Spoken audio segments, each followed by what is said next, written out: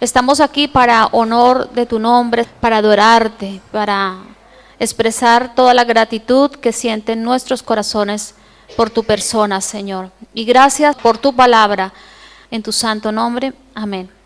En medio de nosotros está el Espíritu Santo y nosotros venimos a este lugar para adorarle y para escuchar su palabra, ese maná que cae del cielo. A eso venimos, para eso nos reunimos. La iglesia se congrega y quiero que tengan y se queden con ese concepto. La iglesia somos nosotros, hermanos. La iglesia no es este lugar físico. Aquí nos venimos solamente a congregar, hermanos. Cuando salimos queda un lugar vacío y aquí no hay nada. La presencia de Dios aquí no está cuando nosotros no estamos, amén. La nube se levanta cuando no estamos aquí y la nube reposa cuando su iglesia se congrega en su nombre, amén. Así que el lugar físico no es lo importante. Lo que importante para Dios somos nosotros, las vidas, amén. Porque el Señor dijo que Él ya no iba a habitar más en templos hechos por manos de hombres, sino que Él habitaría en su iglesia, en nosotros, en ese cuerpo espiritual que somos tú y yo y toda la iglesia alrededor del mundo, la iglesia universal de Cristo, amén. Así que somos la iglesia, hermanos, tú y yo somos la iglesia. ¿Cuántos dicen amén? Con alegría, hermanos, tú y yo somos la iglesia y vamos a estar hoy animados, amén. Que el fuego del Espíritu caiga en este lugar, que toque. Esta prédica puede pisar muchos callos, pero gloria a Dios. ¿Saben qué es cuando se pisa un callo? Duele, ¿no? Pero gloria a Dios si hay algo que se redarguye dentro de nuestros corazones, porque eso indica que Dios quiere hacer cambios, amén.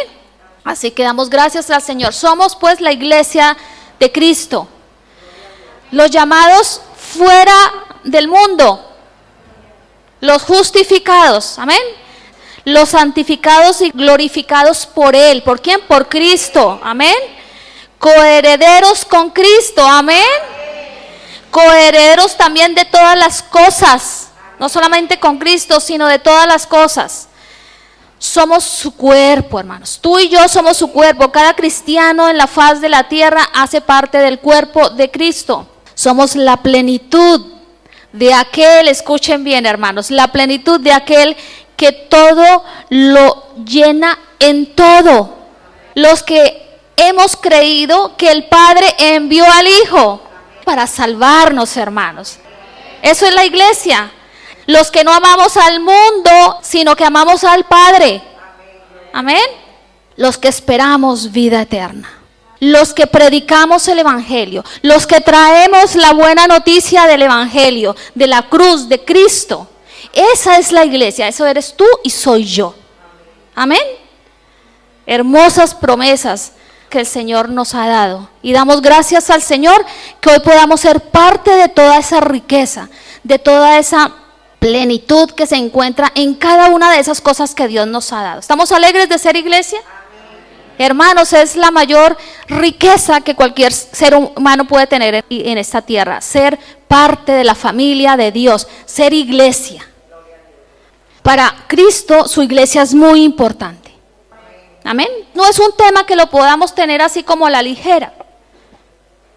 Para Cristo tú y yo somos importantes.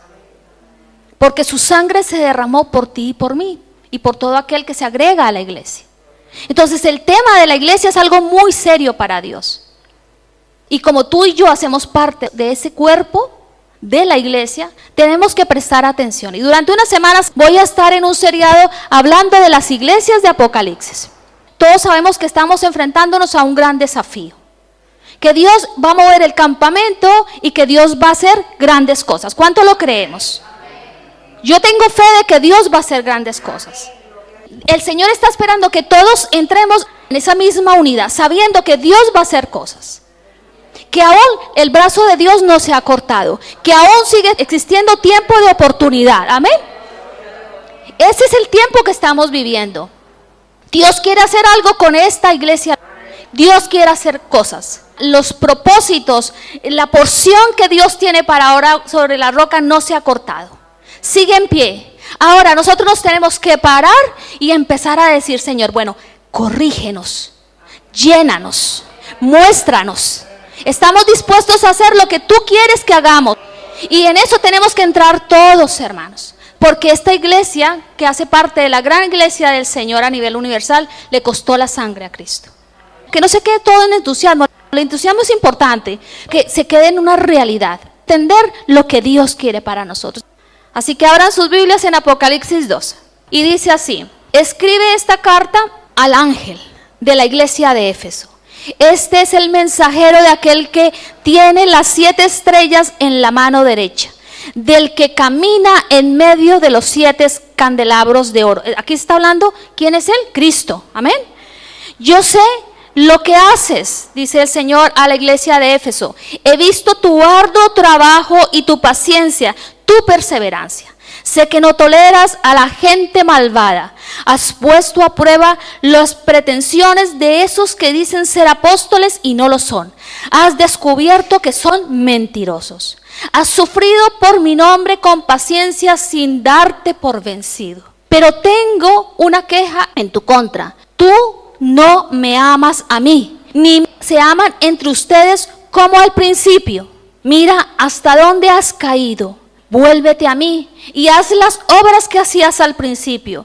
Si no te arrepientes, vendré y quitaré tu candelabro de su lugar entre las iglesias. Pero tienes esto a tu favor: odias las obras malvadas de los nicolaitas, al igual que yo.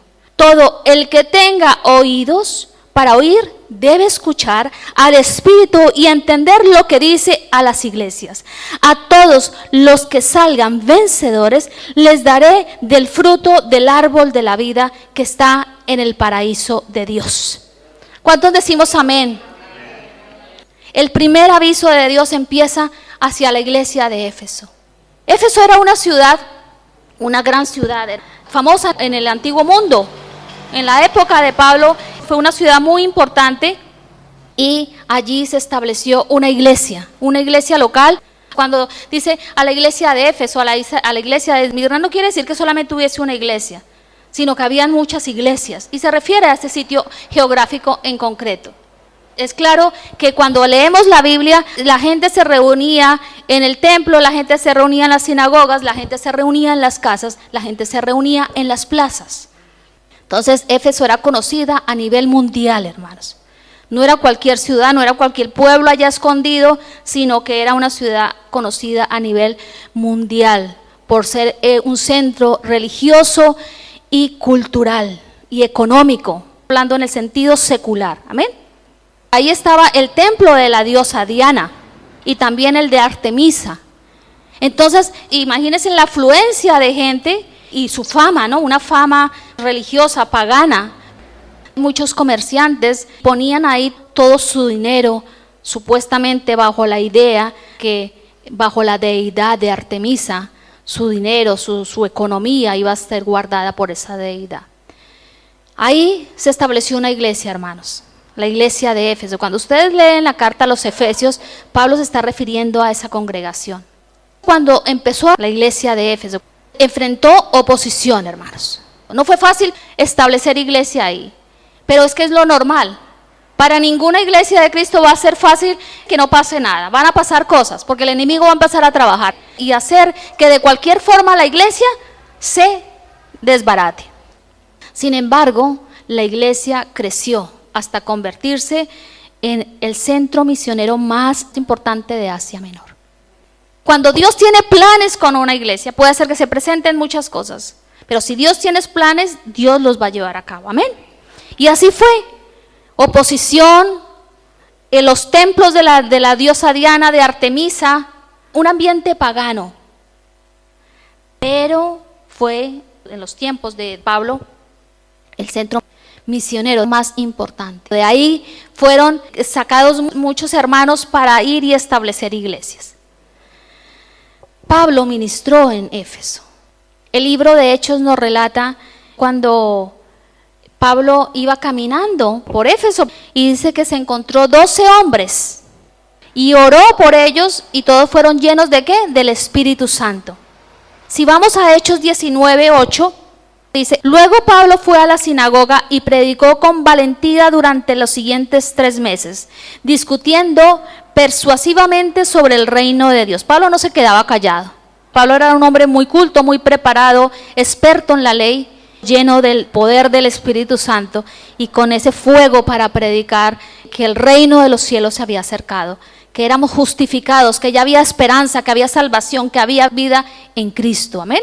Sigue diciendo el versículo 9, pero algunos se pusieron tercos, dice, y rechazaron el mensaje y hablaron públicamente en contra del camino. Así se denominaba a la gente, a los cristianos de esos tiempos.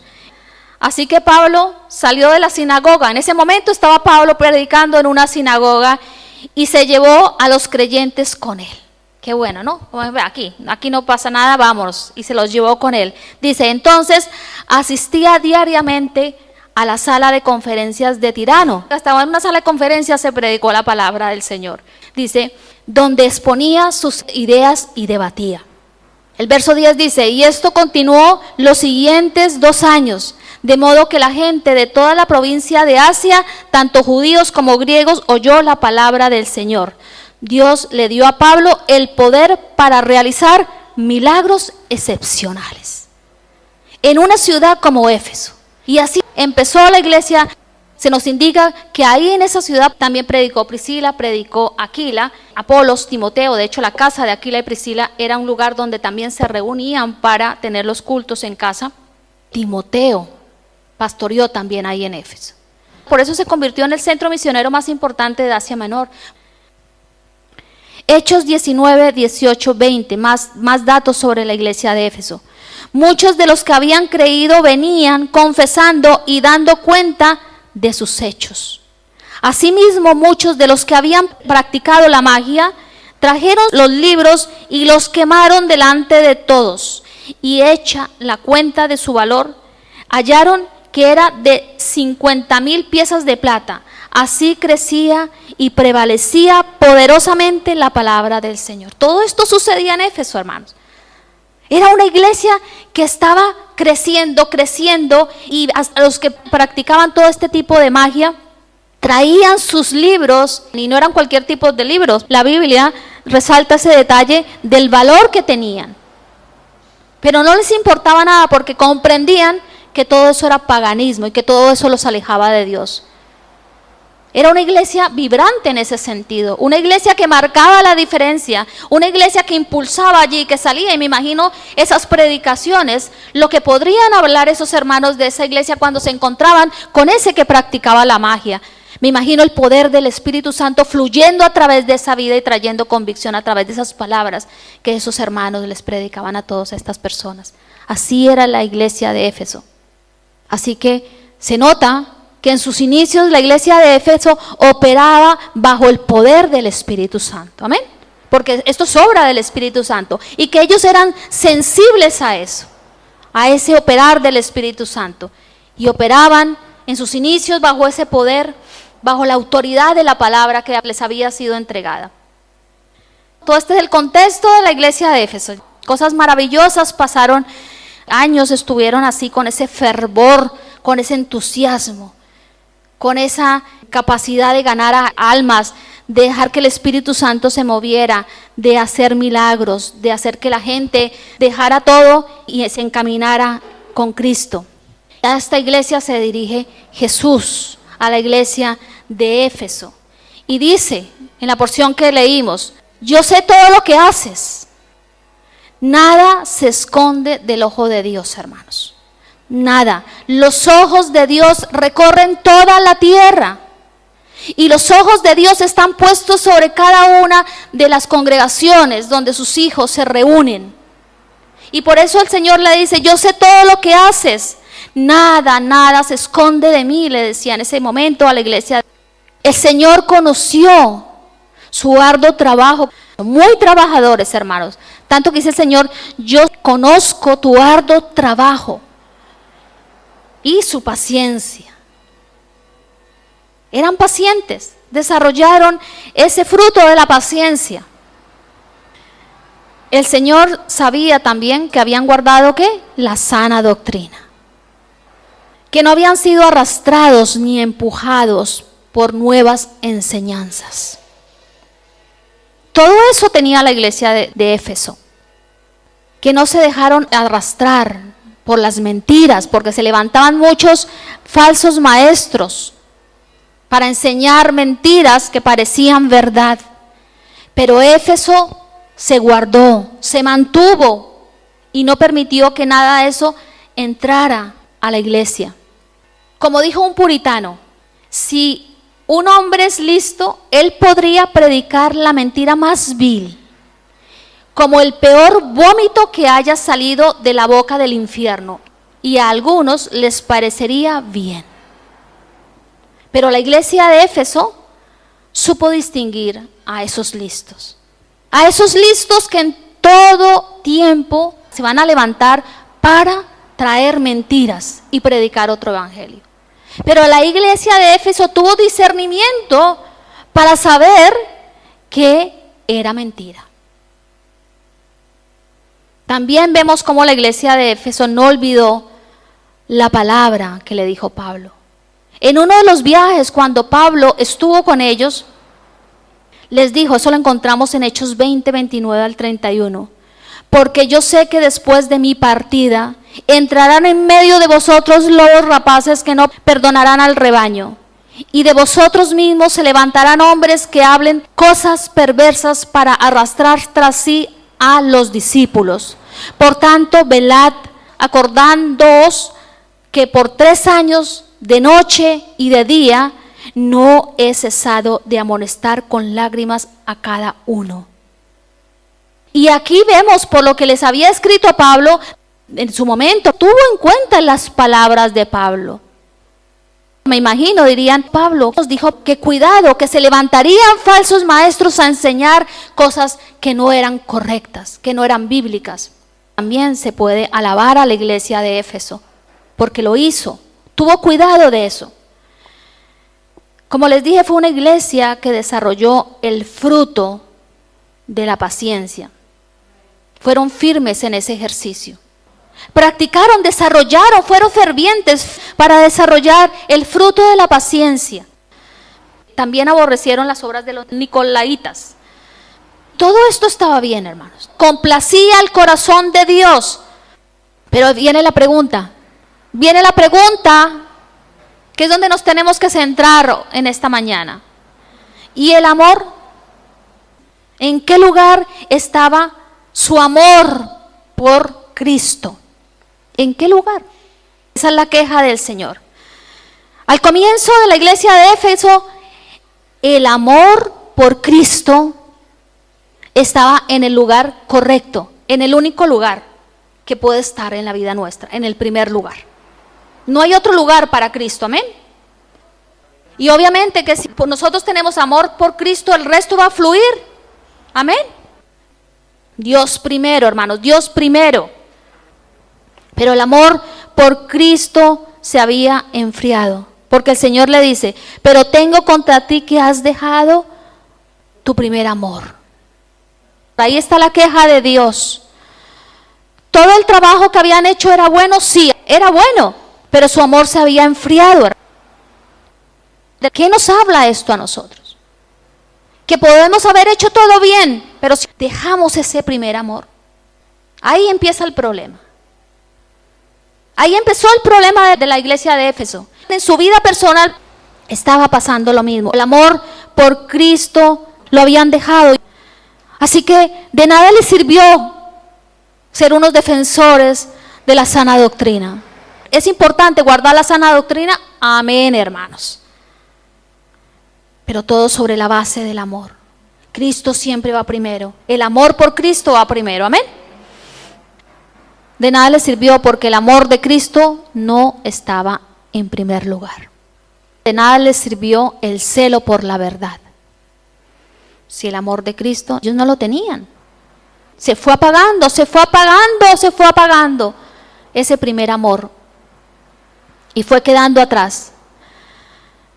Hermanos, si el amor por Cristo no es lo que nos mueve, nada, absolutamente nada de lo que hagamos nos va a servir para nada. Sin Cristo no hay nada. Amén. Separados de mí, nada podéis hacer, dijo el Señor. Separados de ese amor, de esa fuente de amor, nada podemos hacer. Así que el amor de Cristo tiene que estar por encima de todo. Él tiene la supremacía. Teniendo eso claro, todo el resto va a estar claro. Amén. La iglesia de Éfeso empezó a transitar por un camino equivocado, hermanos. Dejando su primer amor. Perdieron de vista el aspecto del amor supremo. Todo se empezó a hacer de forma mecánica. Cuando se deja el primer amor, empezamos a venir a los cultos de forma mecánica, hermanos. Y así pasó con la iglesia de Éfeso. Todo se volvió liturgia. Perdieron el entusiasmo los hermanos de Éfeso. El fervor en el espíritu se acabó. ¿Por qué? Porque habían dejado su primer amor. No es cuestión de venir y porque toca congregarnos. No se puede volver la vida de iglesia una liturgia. Ahora toca esto, ahora toca aquello. Porque nos programamos y eso es mecanismo, hermanos. Yo sueño con un día sin programación. Que vengamos cada uno con la experiencia que hemos pasado durante esa semana y hagamos un culto de celebración. Y la gloria del Señor se manifieste en este lugar. Esa es la iglesia. Así se movía la iglesia primitiva. Donde no solamente sea uno el que hable, sino que hablen todos de lo que ha pasado en sus vidas. Que levantemos un cántico nuevo. Que dejemos que el fluir del Espíritu Santo sea el que controla, sea el que lleva a nuestra reunión. Eso es lo que anhela mi alma. Y es lo que deseo que tú anheles, hermano. Porque esa es la iglesia.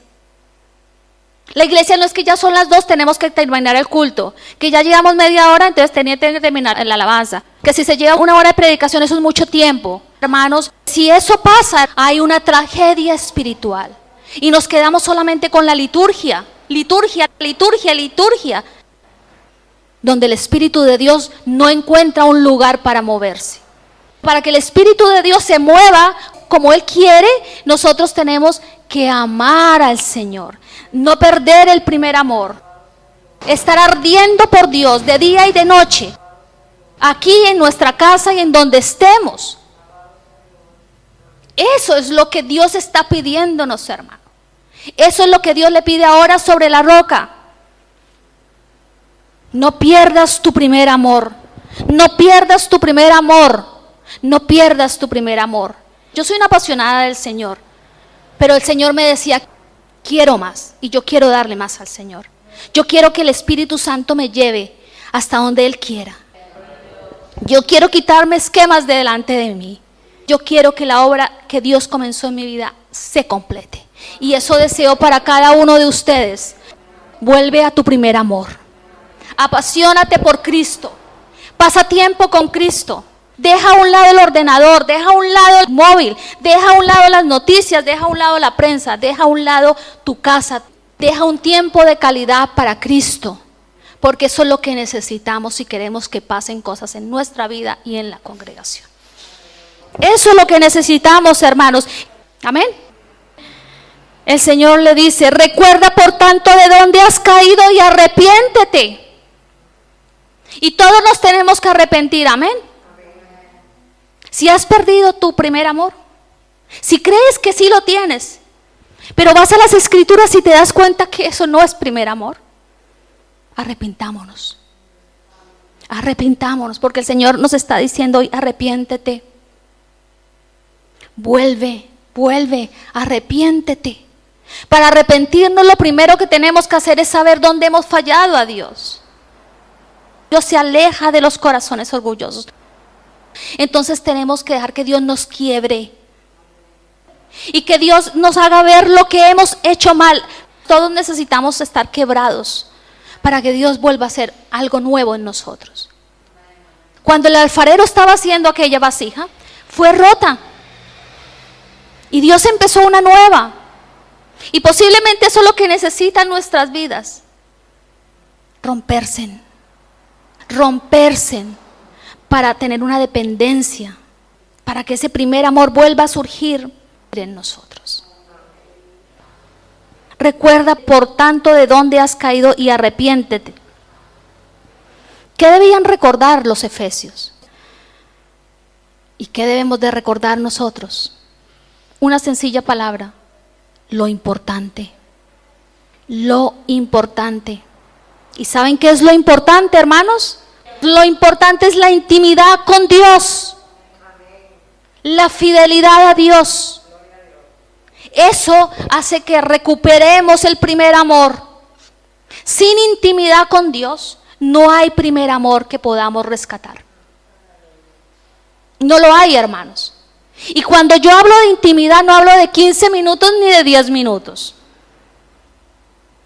Porque romper una vasija es fácil, sencillamente ¡pum!, cae al suelo. Pero ahí tirados en pedazos, tenemos que dejar que Dios nos ministre, que su Espíritu Santo nos hable, que caigan lágrimas de nuestros ojos y que Dios empiece a obrar, amén. ¿Volver a qué? A lo importante, el amor a Cristo, el primer amor, y se logra a través de la intimidad y de la fidelidad a Dios. Esto era lo principal. Eso fue lo que ellos descuidaron. Así que el Señor quiere que lo recuerden y les dice, el Señor es tan claro: quiero que lo recuerdes.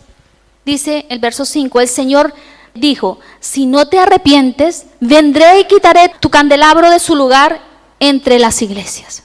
Dios es un Dios de oportunidades, porque Él quiere hacer cosas, amén. ¿Qué debían de cambiar?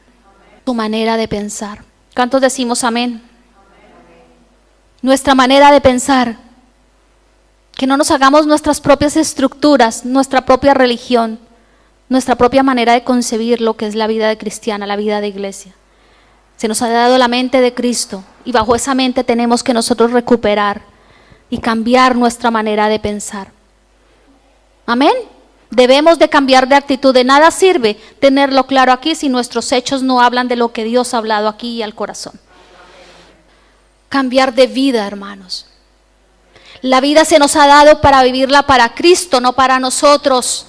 Nuestra vida debe girar en torno a Cristo. Para eso se nos ha dado vida.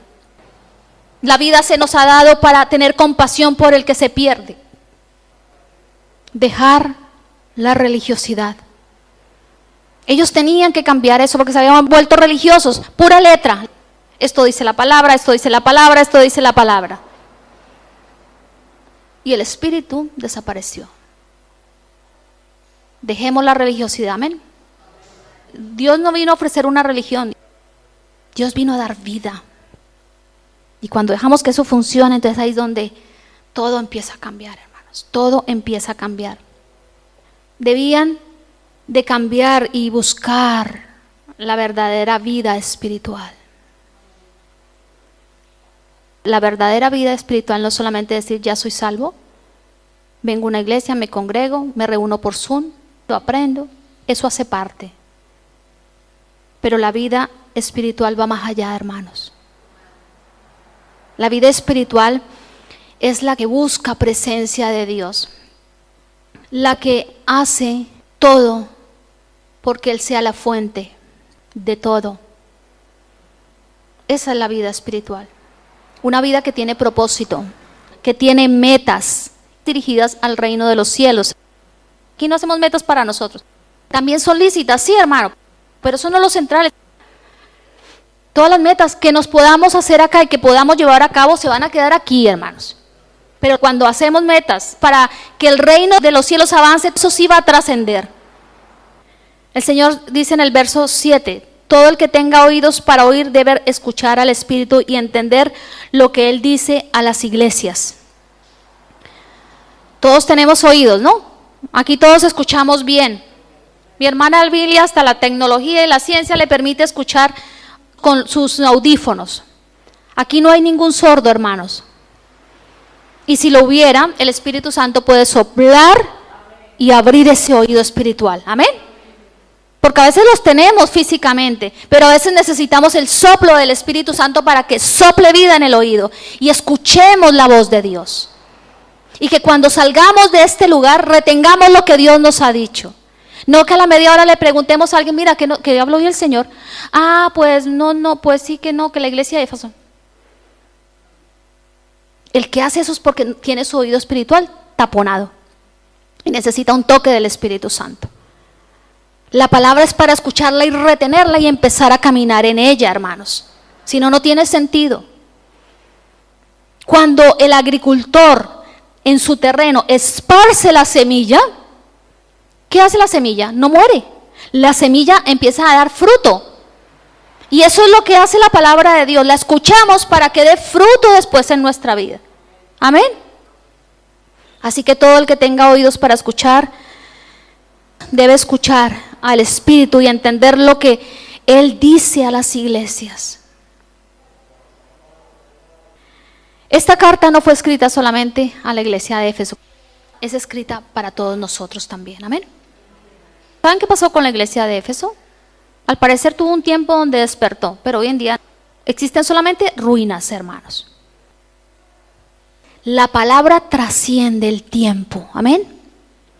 Esa palabra es también para nosotros, para nuestro propio andar personal y congregacional. Así que, como vemos, el Señor Jesucristo deja claro que se había perdido el primer amor. Para Él eso es un tema muy serio, muy importante. ¿Por qué es tan serio? Es evidente, podríamos contestar con muchas cosas. Dejar el primer amor, ¿por qué es serio? Pero yo lo encierro en una sola expresión. Es serio porque al entrar en ese estado de abandonar el primer amor, que es Cristo, dejamos de adorarlo. El propósito para el que tú y yo hemos sido creados, para adorar a Dios. Y no podemos decir que adoramos a Dios, que servimos a Dios, que Cristo es lo más importante para nosotros, si el primer amor se ha dejado. No se puede. Sería mentir. Dejaron su primer amor. Dejaron de ver a Cristo como el pan de vida, como la fuente que sacia, como el que sana, como el que restaura, como el que lo llena todo en todo. Dejaron de ver a Cristo así. Dejaron de ver la importancia que tiene Cristo. Dejaron de verlo como el río de agua viva. Dejaron de verlo como el Señor de sus vidas. Entonces, al dejar todo esto, dejaron de adorarlo. Ante los ojos de Dios no lo estaban adorando. Y esto es lo serio. El mensaje termina diciendo: a todos los que salgan vencedores les daré del fruto del árbol de la vida que está en el paraíso de Dios. Tremenda promesa. A todos los que salgan vencedores les daré del fruto del árbol de la vida que está en el paraíso de Dios. ¿Quieres salir vencedor? Amén. Yo quiero salir vencedora. Que mi amor por Cristo vibre aún más. Que mi devoción por Cristo vibre más. Que el poder del Espíritu Santo sea real en mi vida. Quiero que las promesas que fueron dichas por Jesús alcancen mi vida. Quiero que cuando llore por un enfermo sea sanado, si está dentro de la voluntad de Dios. Quiero que el que venga reciba el fuego del Espíritu, caiga rendido, vea la necesidad de Cristo. Yo quiero que eso suceda. Ahora, todo parte de que aquí no se hace nada por nuestras propias fuerzas. Cristo obrando a través de nosotros. ¿Cómo se sale vencedor? Dejando la frialdad, hermanos, de nuestros corazones. Dejando esa frialdad, abandonándola por completo, para que sea Cristo ocupando nuestro corazón. ¿A través de qué? A través de la comunión, de la intimidad con Dios. Dejando que Cristo siempre sea nuestro primer amor. Amén, y gloria a Dios. Así se logra ser un vencedor. Quitando para poner. Desaprendiendo para aprender. Esa es la forma. Y tenemos que empezar en un proceso de desaprender aquellas cosas que nos ajustan al amor de Cristo. Amén. Para que Dios empiece a hacer cosas en nuestras vidas y en la congregación.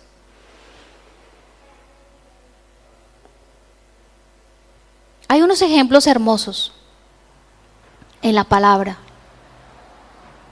Y no voy a entrarles a predicar de estas mujeres. Eso sería para otra prédica. Anoche, ya terminando la predicación, como a las 12 de la noche, le dije, Señor, muéstrame, trae a mi mente un ejemplo de alguien que haya tenido claro su primer amor por ti. De alguien que con sus hechos lo evidenciaron. Y sé que hay muchos.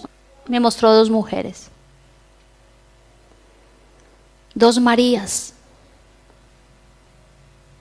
María, la que dice que era una pecadora, y María, la hermana de Lázaro. Y veían estas mujeres algo hermoso, porque María, la hermana de Lázaro, dice que estaba siempre a los pies de Cristo. ¿Haciendo qué? Escuchando sus enseñanzas. Pero María también servía. No solamente Marta servía, María también servía. Lo que pasa era que Marta estaba afanada y turbada y creía que eso valía más que ponerse a los pies del Maestro y escuchar sus enseñanzas.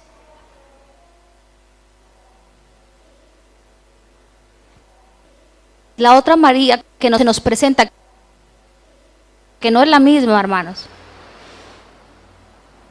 Una ungió los pies de Jesús. Dice que con aceite de nardos. Y la otra, ¿qué hizo? Dice que rompió su perfume, su frasco de alabastro a los pies de Jesús. Y las 2 con sus cabellos, dice que enjugaron. Eso es una acción de adoración. Esos ejemplos nos dejan ver que estas mujeres tenían claro su primer amor. Que esas mujeres se rendían a los pies de Cristo, porque es a los pies de Cristo. Eso habla de comunión, de intimidad. Y pudieron demostrar con sus actos que estaba claro y en su perfecto lugar su primer amor. Y yo le decía, Señor, quiero que la iglesia ahora sobre la roca sea así. Ayúdanos, Señor. Yo quiero que esta iglesia, Señor, que es tuya, que te pertenece, entienda la importancia de esto. Entienda la importancia de postrarnos a tus pies, de escucharte, de ungirte, de romper nuestro frasco, nuestro perfume, lo valioso que tenemos para Cristo. Que eso sea para Cristo, no para nadie más, hermanos, para Cristo. Y yo le decía, Señor, eso es lo que anhela mi corazón. Y empieza por mí. Y yo te invito que en esta mañana tú también hagas la misma oración. Señor, empieza por mí. Empieza por mí. Cierra tus ojos y medita en lo que Dios quiere mostrarnos. Cuando Cristo empieza con nosotros, todo empieza a cambiar, hermanos. A veces queremos que sucedan cosas y apuntamos el dedo hacia afuera. Pero Cristo hoy nos dice, voy a empezar contigo. sé sensible. Voy a empezar contigo.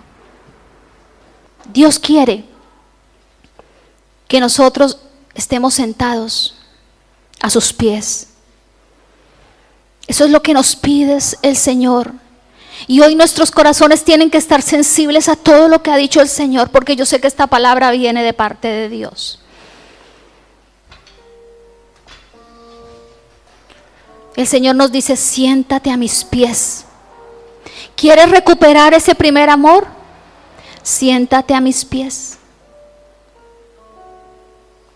Úngeme. Rompe tu frasco. Y volverás a experimentar el primer amor. Entra a tu cámara secreta y busca mi rostro.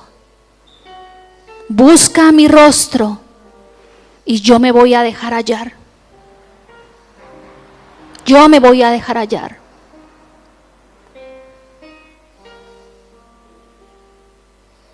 Y eso queremos, Señor. Espíritu Santo de Dios, muévete en esta mañana. Muévete en nuestros corazones como solamente tú puedes hacerlo. La palabra ha sido pronunciada, la palabra ha salido. Ahora la obra es tuya. Danos un corazón sensible, danos un corazón enseñable. Rómpenos, Señor. Rómpenos y haz de nosotros una nueva vasija. Y que nuestra vida contenga ese primer amor, siempre vibrando hasta que partamos de esta vida, Señor.